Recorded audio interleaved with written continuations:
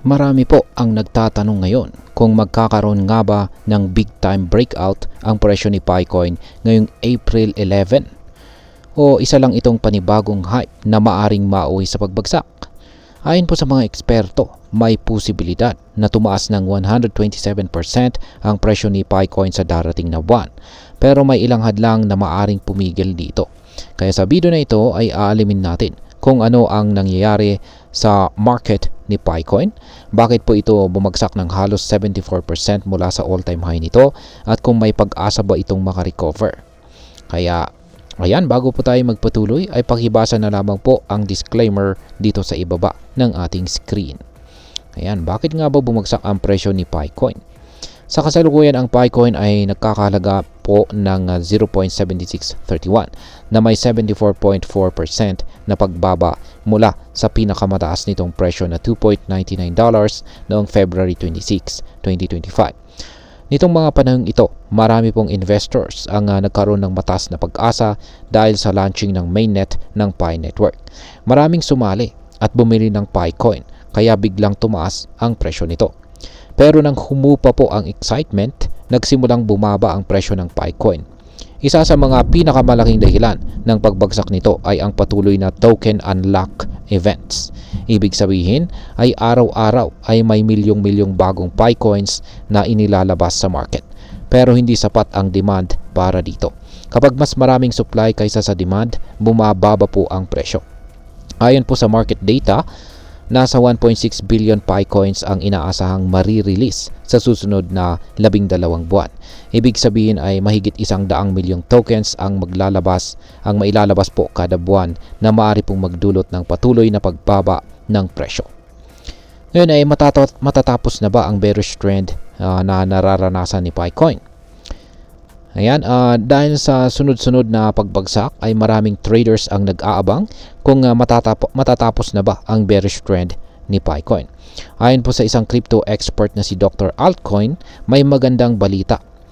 Mula April 7 hanggang April 11 ay bababa ang dami ng token unlocks na maaari pong maging senyales ng pagtaas ng presyo.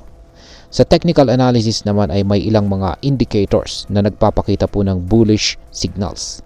Una ay ang tinatawag pong Average Directional Index or ADX.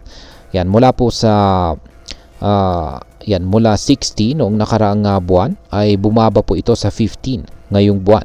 Ibig sabihin ay humihina na po ang selling pressure at posibleng magbago ang trend.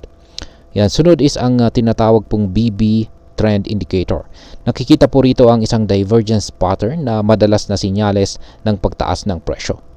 At ayan, dito po sa chart is may nabuo na isang falling wedge pattern. Ang trend lines ng Picoin ay halos nagtatagpo na maaari pong magresulta sa isang bullish breakout.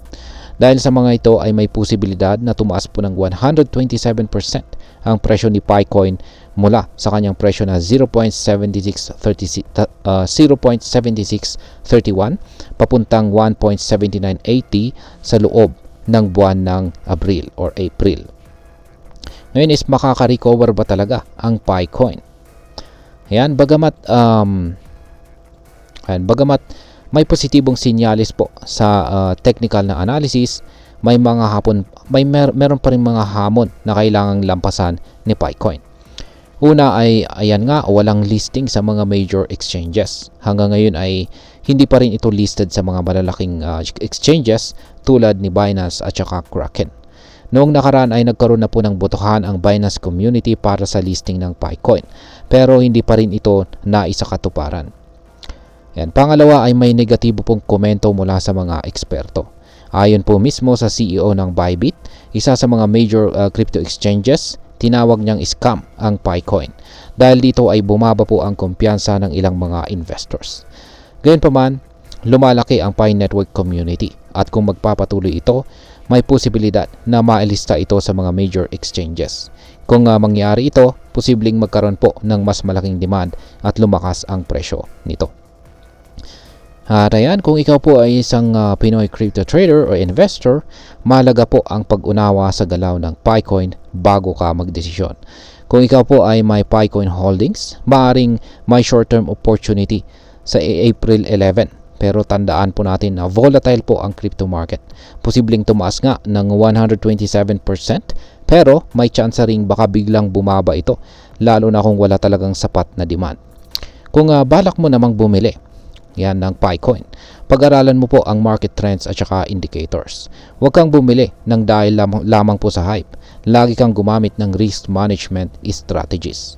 At kung ikaw naman ay isang long-term investor, mahalagang bantayan po natin kung maaprubahan ang listing ng PiCoin sa mga major exchanges. Kasi kung pag mangyari ito, maaring tumaas po ang demand at presyo sa hinaharap. At ang masasabi ko naman dito ay sa ngayon ay nasa gitna po tayo ng isang critical na panahon para kay PiCoin. May bullish signals na nagpapahiwatig ng posibleng 127% na pagtaas ng presyo, pero may mga hadlang pa rin na kailangang lampasan tulad po ng token unlock events at kawalan ng exchange listings. Kung ikaw ay isang trader na mahilig sa high risk, high reward opportunities, maaaring maaari pong sulit subukan ang short-term trading para samantalahin natin ang posibleng pagtaas sa buwan ng Abril. Pero kung ikaw po ay isang long-term investor, mas mabuting maghintay po tayo ng mas malinaw na developments sa exchange listings at adoption ng Pi Network bago po tayo maglagay ng malaking puhunan.